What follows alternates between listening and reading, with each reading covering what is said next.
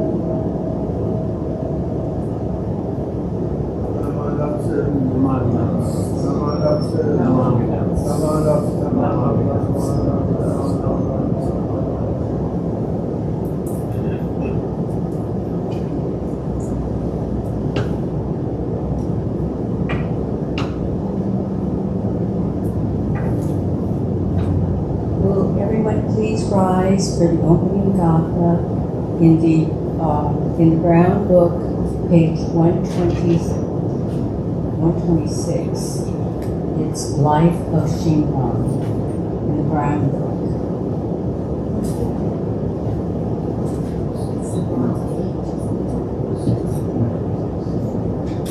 128. 128. 128. You folks have never sung this song before, but we're going to try it today.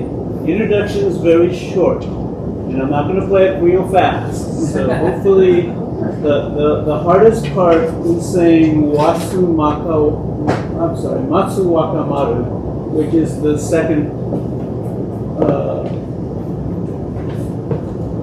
second measure. So that's the hardest part. Everything else is not that hard.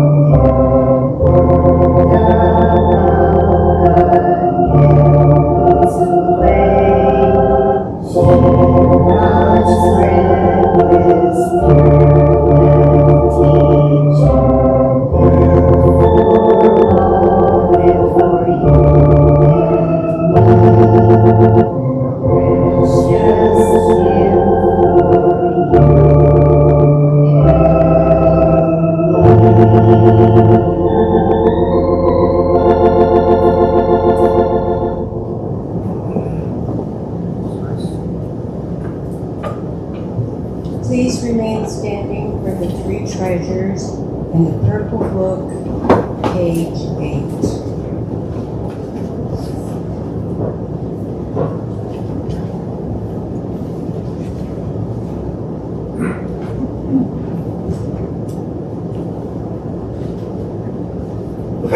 Page 8. Hard is it to be born into human life. Now we are living it. Difficult is it to hear the teachings of the Blessed One. Now we hear it. If we do not realize the truth in this life, when will it be realized? Let us reverently take refuge in the three treasures of the truth. I take refuge in the Buddha.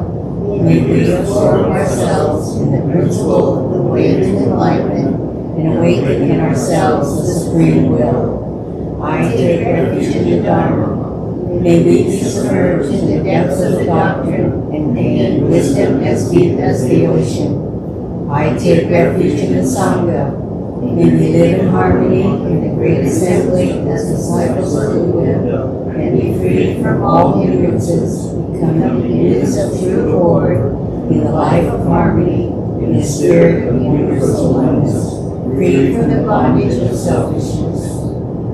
Even through myriad ages of kalpas, hard is it to hear such an excellent, profound, and wonderful doctrine. Now we are able to hear and receive it.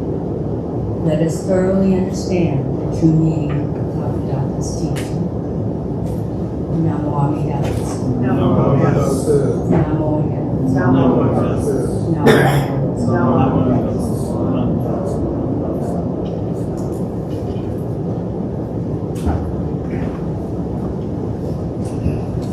The sutra chanting this morning will be led by George Bao, and it is found on page 33 of the Purple Book, Shoshinge, page 33.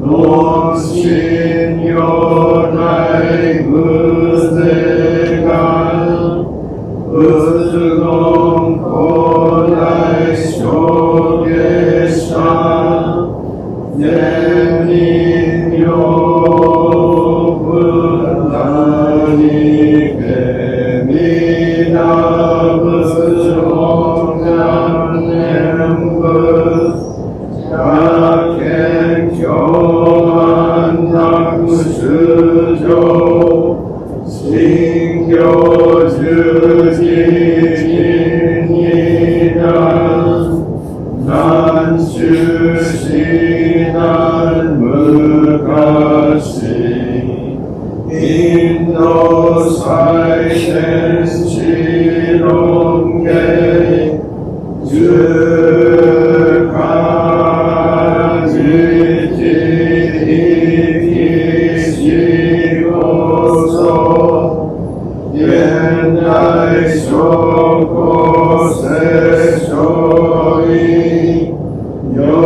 如来本性をき釈迦如来よがせ一種の妙難天心有十大自主とせ質の大波無無限先節大乗無常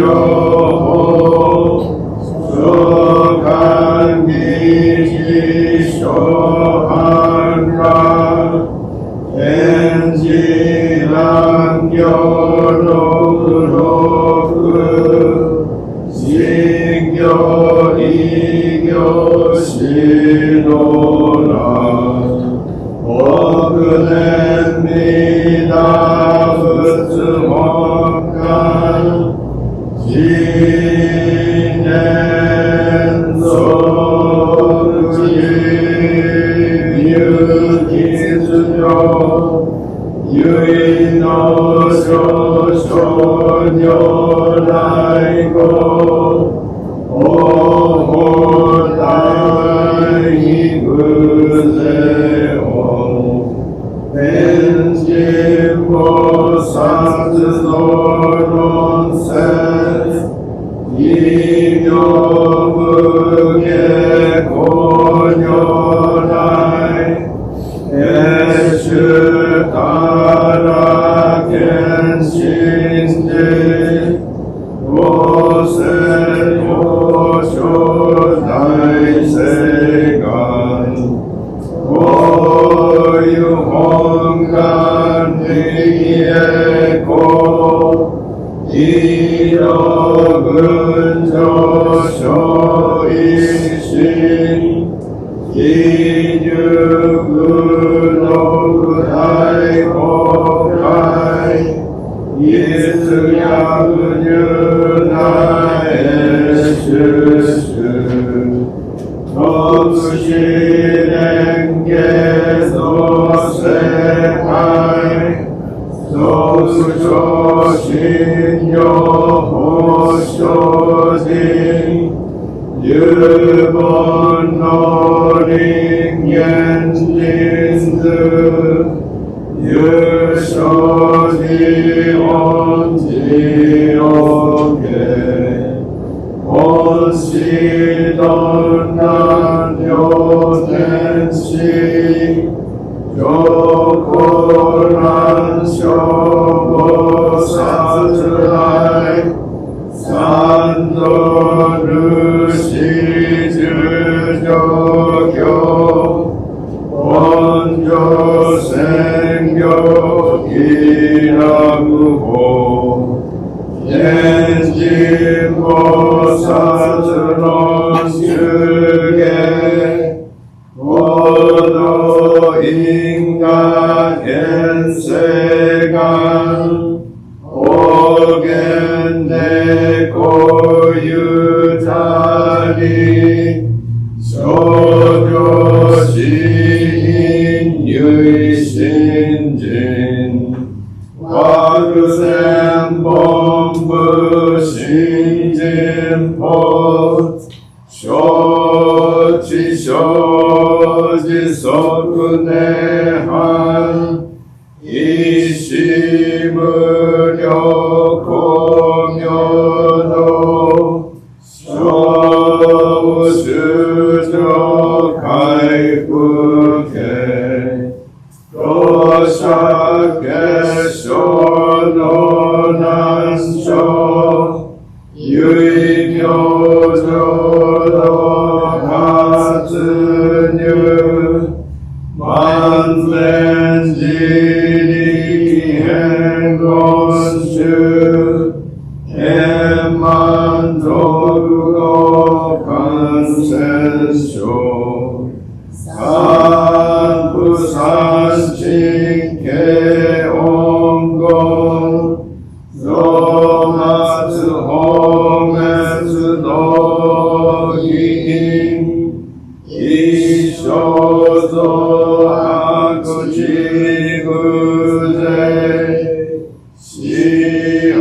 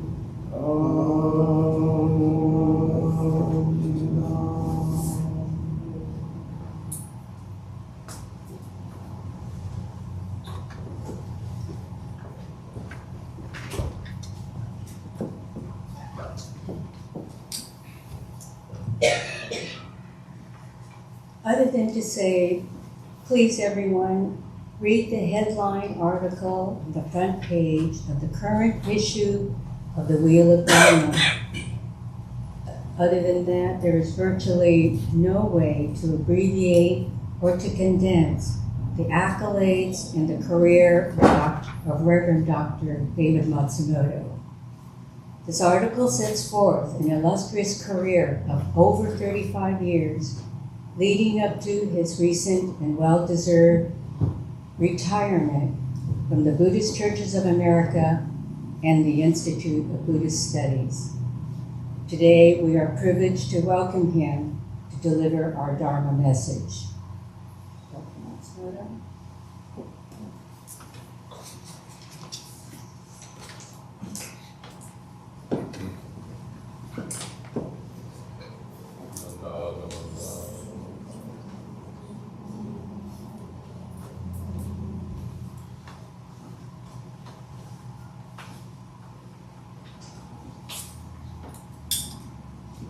Good morning, everyone. Good morning. It's a pleasure to be here today at the Enmanji Buddhist Temple's Hoonko Service.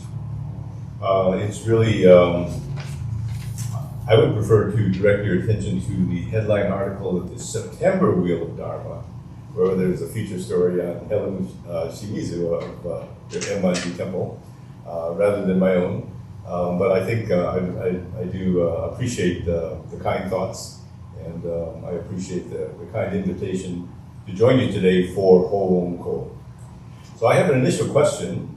Okumura-san sama irashimasu desho ka? Oraremasu desho ka? Nai desu ka? Hai. So I would ask by Daryl Yagi to give a short Japanese Dharma message for Mrs. Okumura, but since she's not here, I'll dispense with that. Unless you really want to hear some Japanese. But why don't we just go into the English then, okay? So we have a PowerPoint presentation for that, so it'll take a few minutes to get set up. While this being set up, I just wanted to note that we were talking earlier. I think last time I was able to join you here at Enmanji was well before the pandemic. I would say probably like 8 years ago, memory serves. My memory doesn't serve me though, nowadays. It's hard to say.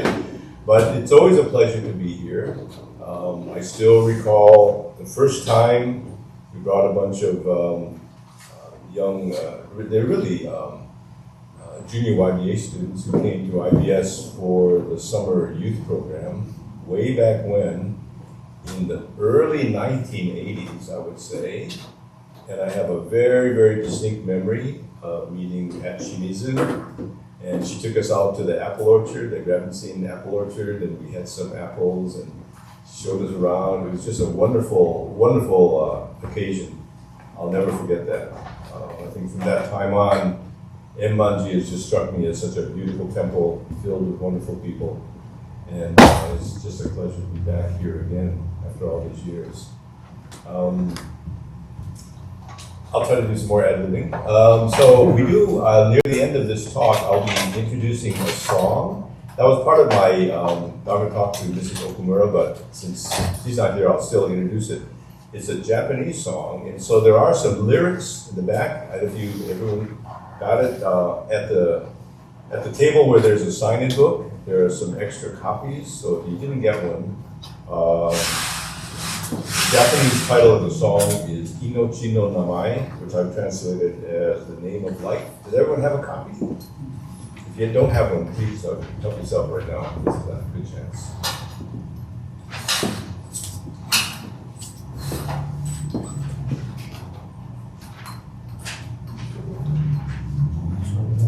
So that'll be at the end of the talk, and I really want to thank Kai for setting everything up, doing all the technical stuff for us today.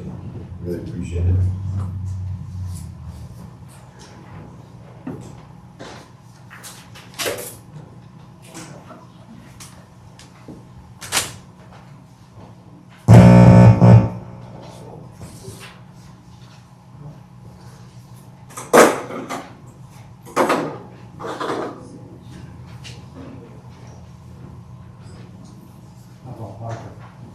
Everybody get a copy? Okay, so we'll get to that at the end of the talk. That'll be the Japanese portion of our talk.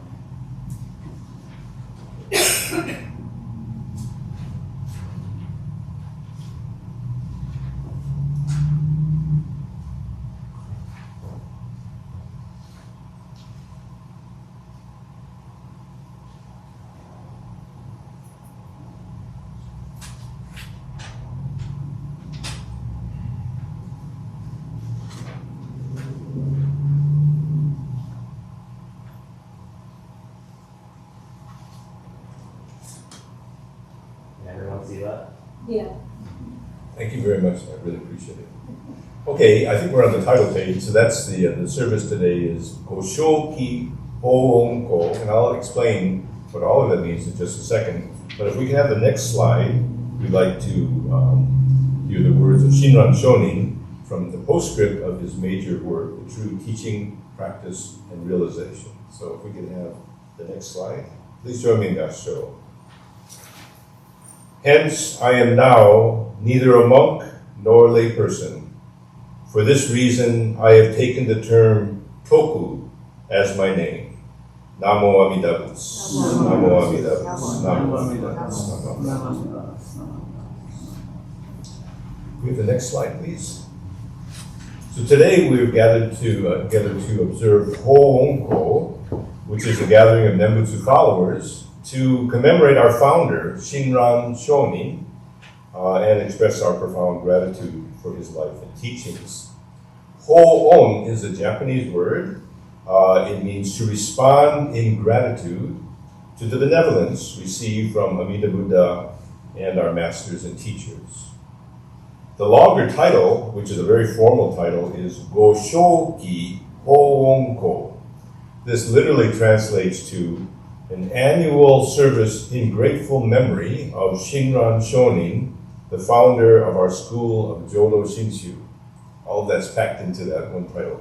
Usually we know this service as Hoonko, which is perfectly fine.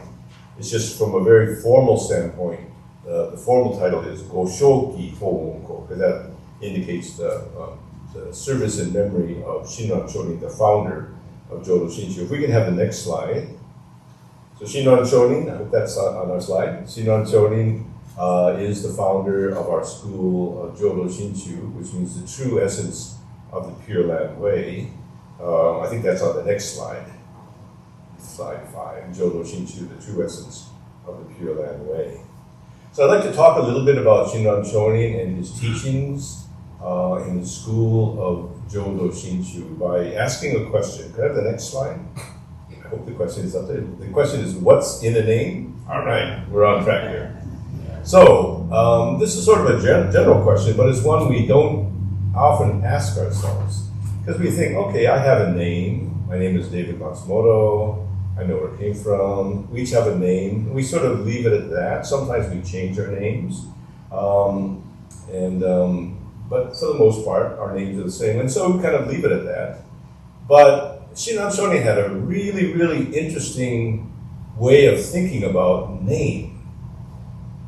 The name of the Buddha in our own name. And I just wanted to talk a little bit about that today because I think it helps us, if we reflect on the meaning of the name, I think we gain another sense of what Shinran is talking about. Can we have the next slide? So Shinran teaches us we gather to hear the name of Amida Buddha, which is Namo Amida Butsu. This name embodies the Buddha's perfect wisdom and compassion. And as we entrust in the Buddha's primal vow and hear the Buddha's name, we come to awaken to the boundless depth and breadth of life, which supports and sustains us. This enables us to be named. Or another way I'll explain, I think this is the term I use, we come to know our humanness. We come to know our value as human beings, as Buddhas to be. We awaken to the reality of Amida Buddha's primal vow, which I render in this way. Amida Buddha's primal vow is a fundamental wish of life itself, that life's wish to become itself, and then to give itself to all others, so that we all may live. To me, that's the meaning of the primal vow, and that is also, for Shinran, this is what he means to be named. Okay, so let's talk about this. Can we have the next slide? We sang a wonderful song today, The Life of Shinran. That was really well done, I thought, and especially with the accompaniment. It was great. I liked it a lot because it also gave us, as we sang about the life of Shinran, we also sang about some of his names.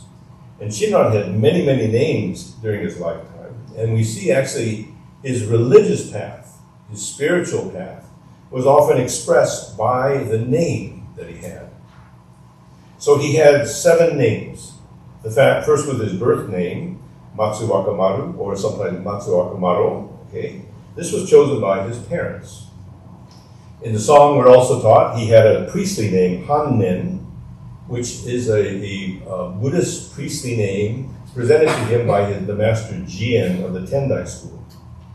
He also had another Buddhist name, Shaku, which was given to him by his teacher Honen. And he had another name, Zenshin, which was also probably given to him by his teacher Honen. They're slightly different kind of names, okay? Then, most of you know the story of Shinran. Honen's Nembutsu movement was suffered from the persecution of the government. The Nembutsu movement was banned. Honen and Shinran were sent into exile. Some of Honen's followers were executed. And Honen and Shinran were defrocked. Their priestly status was taken away. And Shinran was given the secular name by the government, Fuji Yoshizane. That was Shinran's secular name. But he went off to Echigo, as you know from his story, and at that point, he took his own name. He chose his own name, Shinran. And so this is the first opportunity for him as he reflected upon himself and his life, who he really was and what his life meant. He realized his name was Shin. In more specifically, he chose the name Gutoku Shaku Shinran, which literally translates as foolish, stubble-haired Shinran, disciple of Shakyamuni. That's quite interesting, don't you think? Why would someone choose this name? Foolish, stubble-haired Shinran, disciple of Shakyamuni. As I mentioned in the first quotation, he says, I am neither a priest, I'm neither a monk nor a layperson. He was defrocked.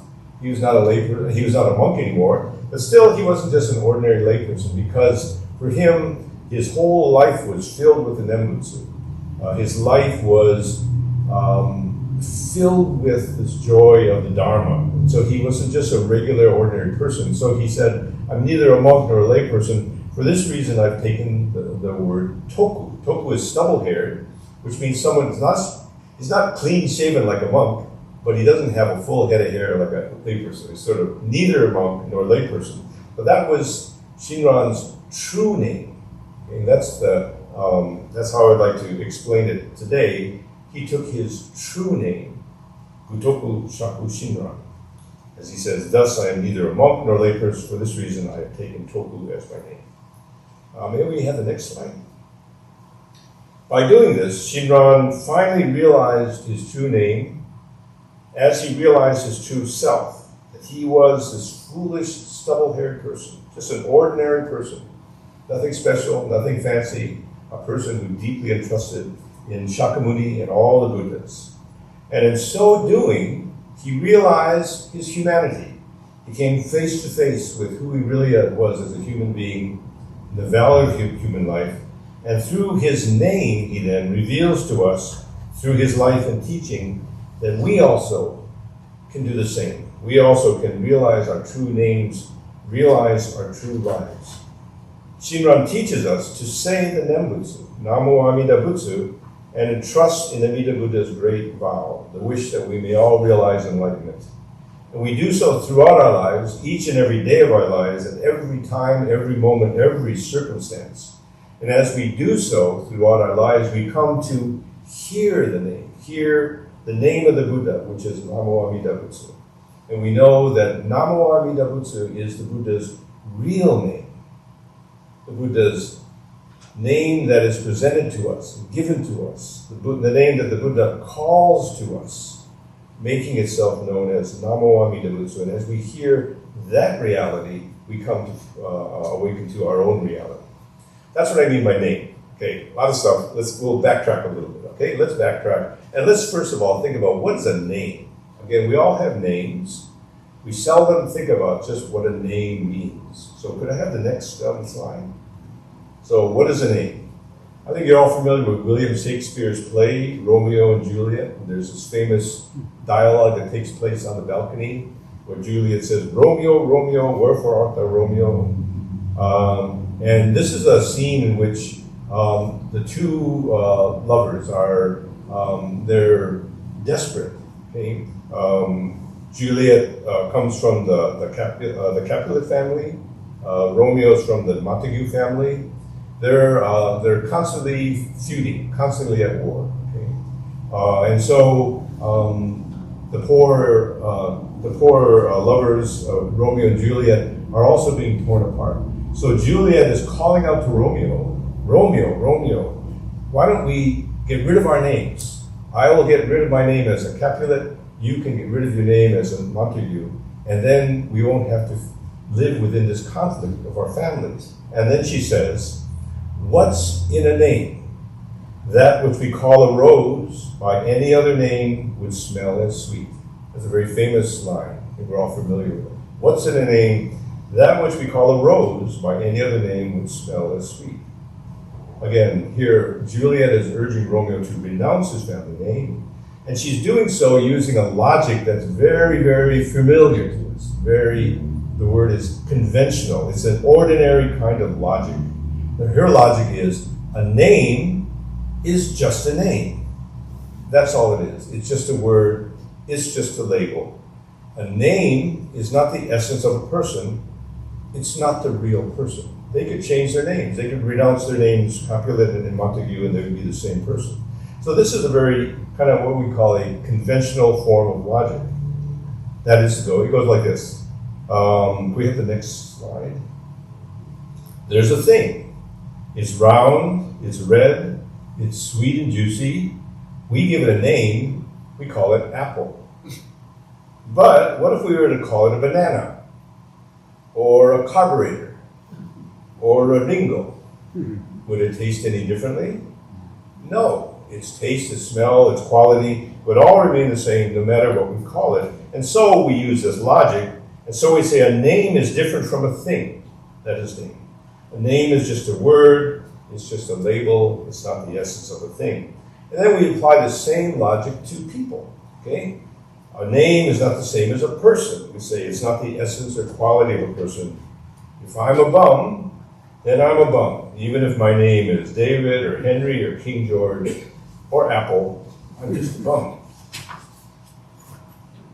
The next slide, please. However, this is the question, is that logic always true? That's what I think Shinran was sort of thinking about. Is that logic always true? Now certainly, we most of us have a number of names. We have a surname or family name. We generally inherit that from our parents, okay? From our family.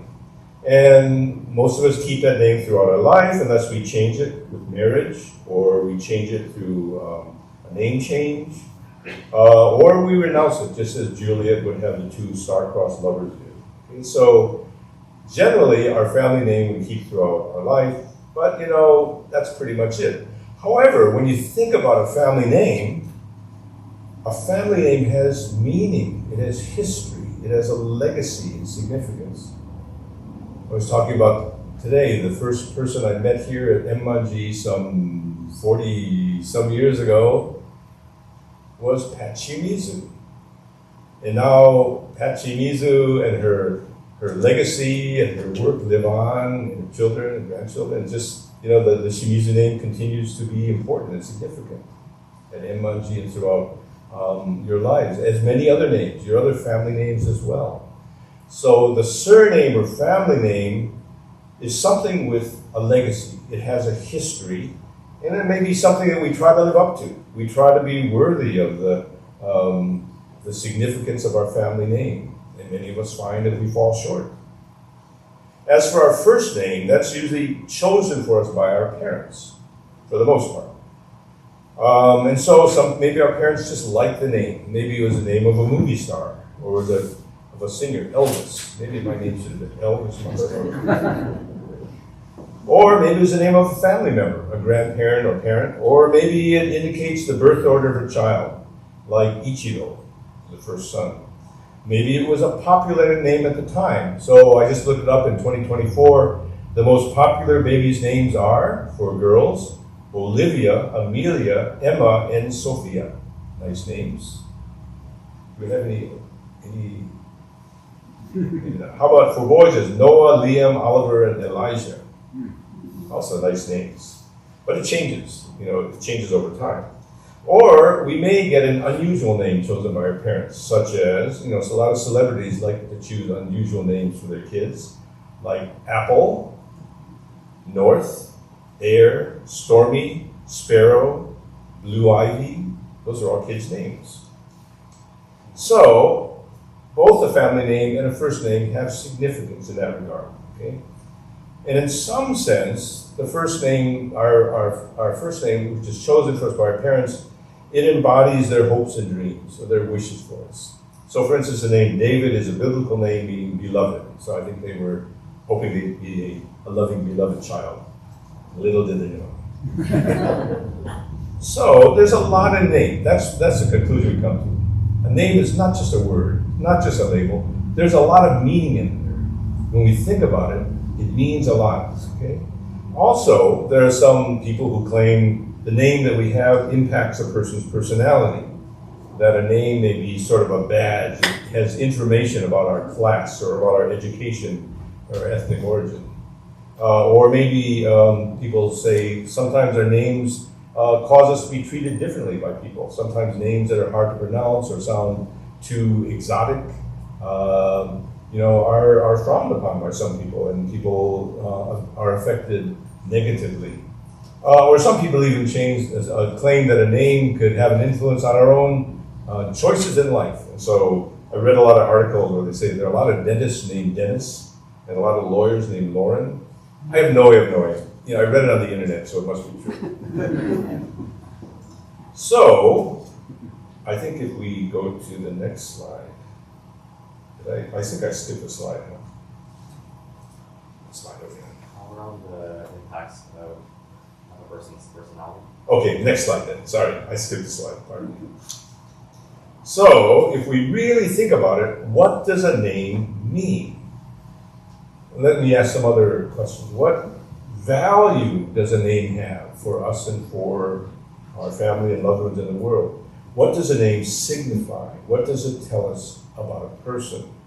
Next slide, please. What if we suddenly had no name? What would we lose? Well, I think, for instance, we might lose a lot of things. We'd lose our sense of identity, our sense of uniqueness, even a sense of self. I think we lose our feelings of connection with others, certainly with our family and our ancestry, our community, our ethnicity, our culture. I think we might lose our place in the world, where we are, where we've come from, where we're going, in our sense of time and the era. Next slide, please. In a sense, if we were to lose our name, I believe we'd also lose our face. We become a faceless them, those people, the other. We may become just a number or a digit, just a series of ones and zeros, swallowed up in the ether. I think if we lose our name, we also lose our voice. If we lose our voice, there's no one who will hear us. No one will listen to us. No one will recognize us. That also happens, I think, if we lose our name. So it's important to have a name. And the next slide, please. That's why sometimes the oppressive authorities or others who have nothing but ill intent for us, they may try to take away our names. They may try to remove our names, and by doing so, they may want to remove our sense of self, our uniqueness, our humanity.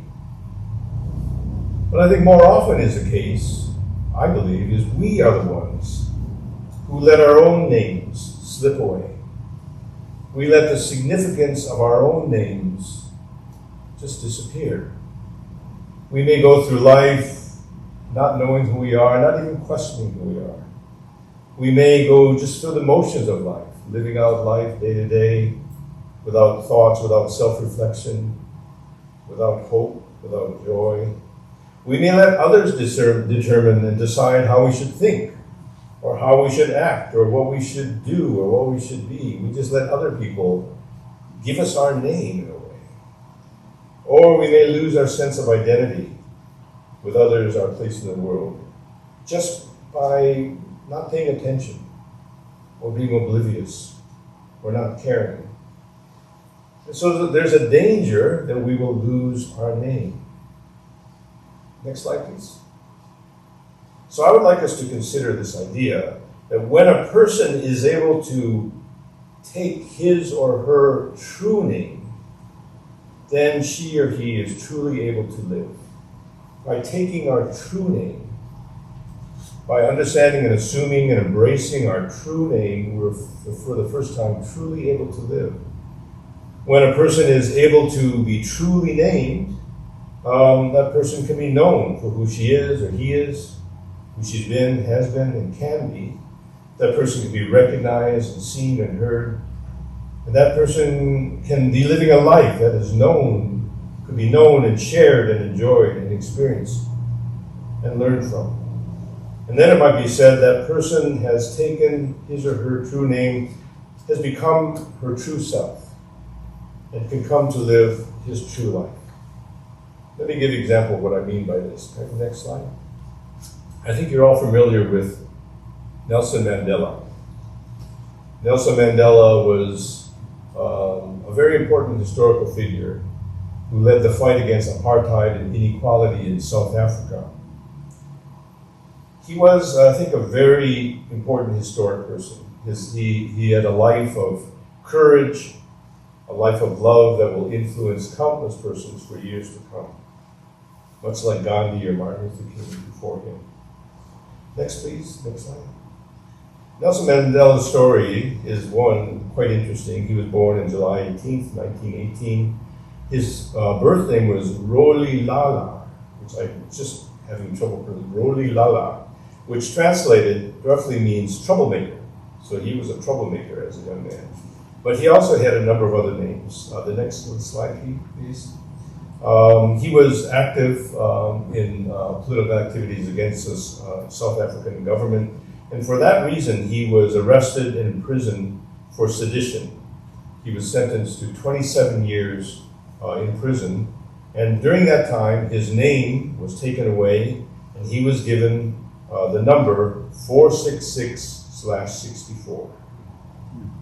That was his life. That was his humanity. All of them were taken away. His name was taken away in order to remove his uniqueness, his presence, in order to silence his voice. But people in South Africa and people throughout the world came to know his name. And they came to continue to speak his name. And they taught others of his name, Nelson Mandela. Next slide, please. After his release from prison in 1990, Mandela began to negotiate with F.W. de Klerk to hold the first multiracial elections in South Africa. For their efforts, they were both awarded the Nobel Peace Prize amid a time of tension and violence. In 1994, he was elected to be South Africa's first black president. He sought to put the past behind him and put the conflict of his nation behind his nation, and he guided South Africa to a new era. Next, please.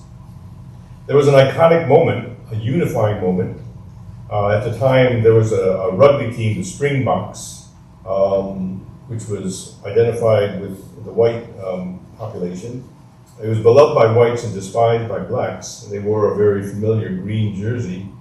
But they won the World Cup that year.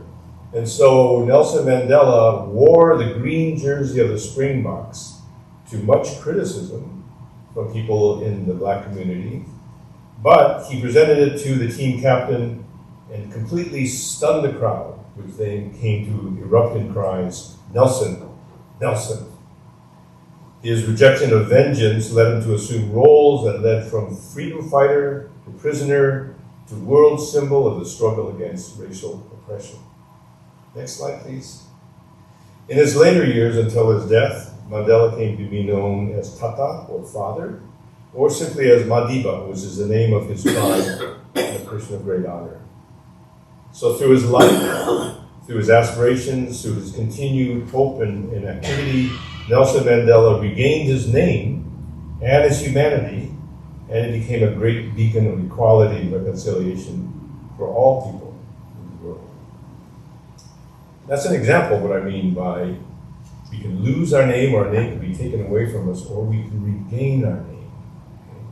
Through our own wish and hope, our own faith, our own action, our own will, it can be done. Next slide, please. In Buddhism, there's also an understanding that the name is not just a label. The name can be an expression of a person. That a person can also embody the meaning of one's name. Next slide, please. We know the historical Buddha is known by his names. Siddhartha was his given name. Gautama was his family name. And Shakyamuni means the sage of the Shakya clan. Next slide, please.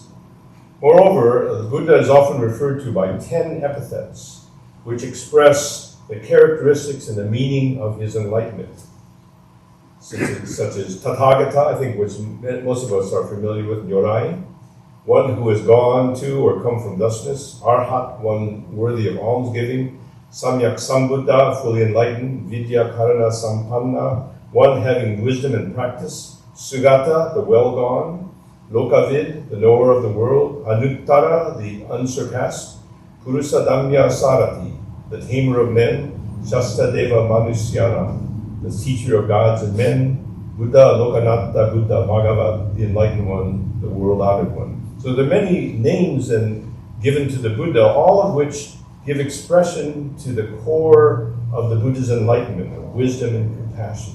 So in Buddhism, a name has great significance. It's synonymous with what a person is and what a person means in the world. Next slide, please. Shinran Shonin knew the religious importance of a name in his life through his adoption of many names, which gave expression to his path of deepening religious awareness, and more so in his teachings of Amida Buddha.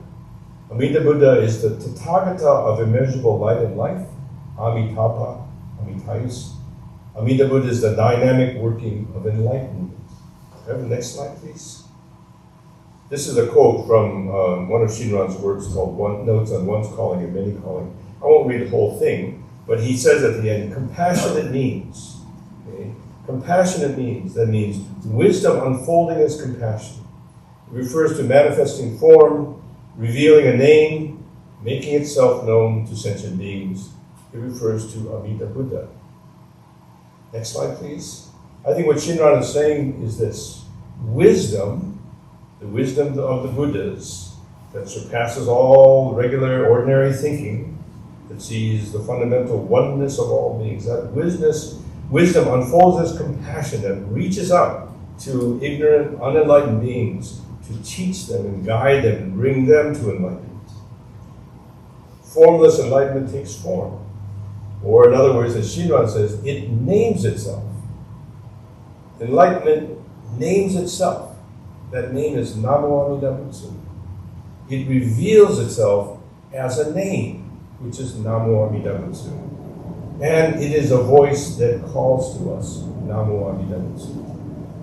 Next slide, please. In each day of our lives, we hear the Buddha's voice naming itself Namo Amida Butsu. We hear the name of Amida Buddha whenever we say the Nembutsu.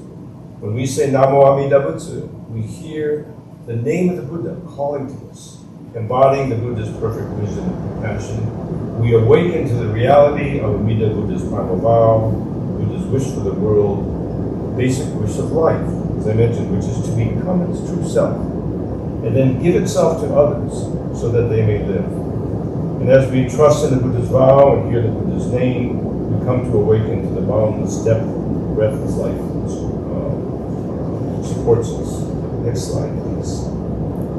And then, like Shakyamuni Buddha, Shinran Shonin, and many, many others, we come to realize our true names, our humanness, our value. We realize wisdom and compassion, peace, fulfillment, and joy. And these can be true realities in this world. Even a world filled with division and conflict and strife, this is a possibility. If we hear the name, and if we find our own true names as we entrust in God. Because then, next time, we can then turn about, with a deep sense of gratitude, and we can act on behalf of all beings, going out to support and help others, going out to share our own understanding, our own perspective on life, so that others may, in the same way, find relief from suffering and come to understand their true names. Next slide, please. And so I'd like to end this part of the Dharma talk by once again quoting from Shinran Shonin. If you could join me, Pastor. I hope that's the right slide. Compassionate means refers to manifesting form, revealing a name, making itself known to sentient beings. It refers to Amida Buddha. Namo Amida Butsu. Namo Amida Butsu. Namo Amida Butsu. Okay. Now, this will be the Japanese portion of my talk today. I'm going to introduce to you the song, if you want to pull out the sheet. I don't have notes for this, so I'm going to have to come down and look at the screen, okay? Pardon me. Like that. Can this mic be moved?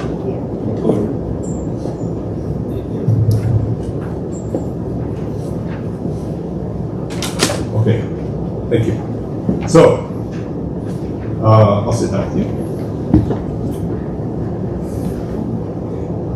So I'd like to share with you a Japanese song. I happen to really like Japanese songs, and when I was at Berkeley, I used to share a Japanese song with the members every month at Shotsuki Hoyo. And so this is one of them I shared from some time ago. I think this is a really beautiful song. It's very poignant, and it's sort of it's drawn from a film, which I'll talk about in just a little while, an animated film. But it talks about, it's a kind of a mysterious expression of the tragedy of losing one's name. And it tells us how life begins again when we realize our true name. So the name of the song in Japanese is Inochi no Namae, which I translate as the name of life. turn the next page. So this is from an animated film back in 2001. In English, it's known as Spirited Away. Anybody seen or heard this before? It's a famous film, yeah, thank you. So in Japanese, it's known as Sen to Chihiro no Kamikakushi. It's directed by Miyazaki Hayao in the Studio Ghibli. Okay. Next slide, please. And the song, again, is Inochi no Namae. The lyricist is Kaku Wakako. The composer is a guy named Hisai Shijo, who's one of my favorite Japanese composers. And the singer is one of my favorite Japanese singers. Her name is Hirahara Aya. So that's a little background into the song. Okay, can we have the next slide? Okay, before we get to the actual words, I just want to explain a little bit about the anime, real briefly. It's a story about this young girl by the name of Chihiro. And she goes with her mother and father. They're trying to get to the new home, but they get sidetracked. And they find themselves at some mysterious village. And one thing leads to another. Her parents turn into pigs. And she gets kidnapped by this evil woman who runs a bathhouse, Yubaba. There's a lot more to that, but I just want to kind of get you excited about it. Maybe you can go out and look at it. Anyway, so she gets kind of entrapped by this woman at this bathhouse, Yubaba, who takes her in, ostensibly hires her, but really she wants her to be her servant or slave. And so she takes away part of her name. The name in Japanese, Chihiro, the first kanji, chi, could also be read as Sen. Okay, so she takes away her name, Chihiro, and she says, your name is Sen. And she puts it to work. And as Sen now begins to work, she begins to forget about her parents, she forgets to forget about who she is. All of her memories of her former life are beginning to fade until she happens upon a mysterious sight in the air. She sees this white cloud streaming through the air, and then she meets this young man named Haku, who also has a very strange name, Haku. And they get to know each other. They become very close and they become great friends. They fall in love. And she discovers that Haku was at one time a mysterious serpent of a river who was also enslaved by Yubaba, and his name was taken away, and he was given the name Haku. So they both resolve to help each other be free of this evil person, and they do so by helping others, by helping their parents, by helping others escape from this oppression and imprisonment. That's the story, okay? There's a lot more to it, but that's the story. Okay, so this is the first part of the song. Okay, I'll read it to you in Japanese and then in English. It starts out, Aozora ni sen o hiku, hikouki gumo no shirosa wa, zutto doko made mo zuko tsuzuite iku, asu o shitte ta mitai. Which I translate, the whiteness of the streaming cloud, drawing a line on and on, all the way across the azure sky, as if it knew of tomorrow. You can see that thing streaming through this. That's sort of a rendition of that cloud, which is also Haku, the mysterious serpent. Can I have the next slide? The next song was Mune de asaku iki o shiteta, atsui ho o samashita kaze o oboite. I remember I was panting, short of breath, and a breeze cooled my burning cheeks. In this scene, Sen is running through the woods trying to escape her plight, and she doesn't know where she's going. She's sort of confused, and she's becoming quite desperate. Sorry. The next slide. And then she says, Mirai no mai, my vision is so bad. Mirai no mae ni sukumu te ashi wa shizuka na koi ni hodokarete. So it says, my hands and feet, cowering before the future, were set free by your quiet voice. She meets Haku, and all of her fears begin to be released. She realizes she's not in prison for life. It's not a hopeless situation. That she and Haku together can regain their names. They can learn who they really are. Okay, next slide, please. 叫びたいほど懐かしいのは一つの命、真夏の光、あなたの肩に揺れてた木漏れ日。So I translate it as, I long for that one instant of life, that bright midsummer day, such that I want to cry out, and the sunlight filtering through the trees, trembling on your shoulders. They're sitting there together. They find each other in the woods, and they're like kindred souls. They realize they've been going through this experience. They've lost their names, they've lost their way, they've lost hope, but they find each other. They realize that together there's this possibility of being able to break free of their plight. Okay, next slide. So this is some scenes from the animated film. Okay. So next slide, please. And then this sort of this portion. 優れた白いボール、風が散らした花びら、二つを浮かべて見えない川は疑いながら流れている。As I translate it as, a little white ball, flower petals scattered in the wind, both carried by an unseen river, flowing on and on as it sings. This is sort of just a description of the environment, of the scenes, this very mysterious place. Things that seem to be quite natural, and yet they take on this sort of very mysterious sort of character. Okay. The next one, please. Okay. 秘密も嘘も喜びも宇宙の生んだ神様の子供たち。Secrets, lies, and joy are all the children of spirits that bore the universe. So this is a very spiritual place. There's all these gods and spirits in the Japanese sense that fill this area. So again, it's quite mysterious. It's quite wondrous. It's quite strange.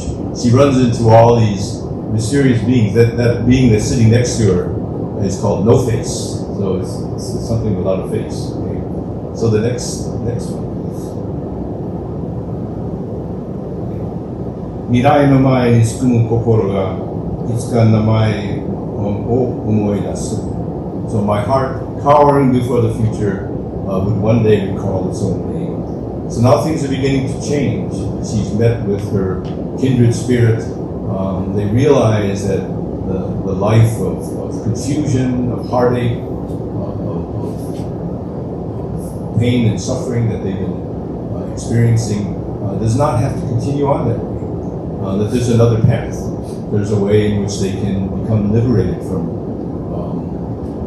this world, and they can do so together. They can support each other, they can help each other, and they can find liberation from this path really by helping others. So the next one, please. Okay. いつか叫びたいほど愛しいのは一つの命に帰り着く場所、私の指に消えない夏の。I love that one instant of life, that place to which I would return, so much that I want to cry out, in that endless summer day, here at the tip of my finger. Here now, this is near the end of the journey.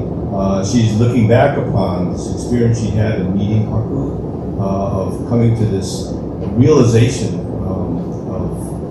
that life can be more than it is, and that moment becomes the sort of instant of life. It's a sort of spark of life in which she awakens to a new reality that could lie before her in her future. Okay. And this moment stretches on endlessly in the memories now because it has an endless importance and significance to it going forward. My explanation is not that interesting. Anyway, but the song is better than my explanation. So can we have the next? Okay, so that's what you have. I just made a reproduction of what you have. So we can go to the next one. And so now we can listen to the song. Okay, so.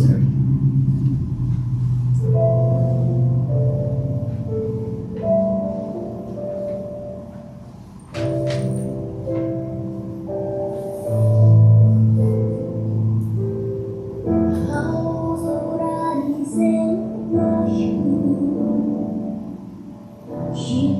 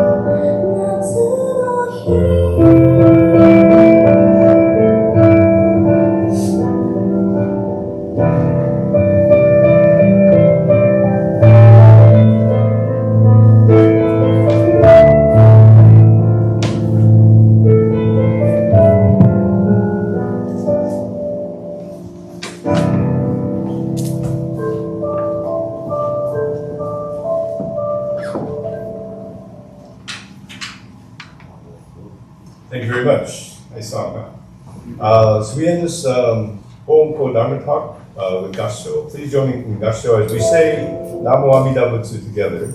We hear the true name of Amida Buddha, which is Namo Amida Butsu, enlightenment naming itself, making itself known to us, calling out to us, so that we may also realize our true names and live our true lives together with all beings. So please join me in Gassho as we hear the name of Amida Buddha.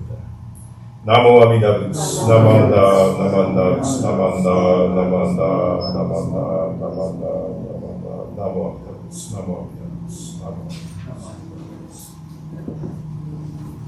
Thank you very much.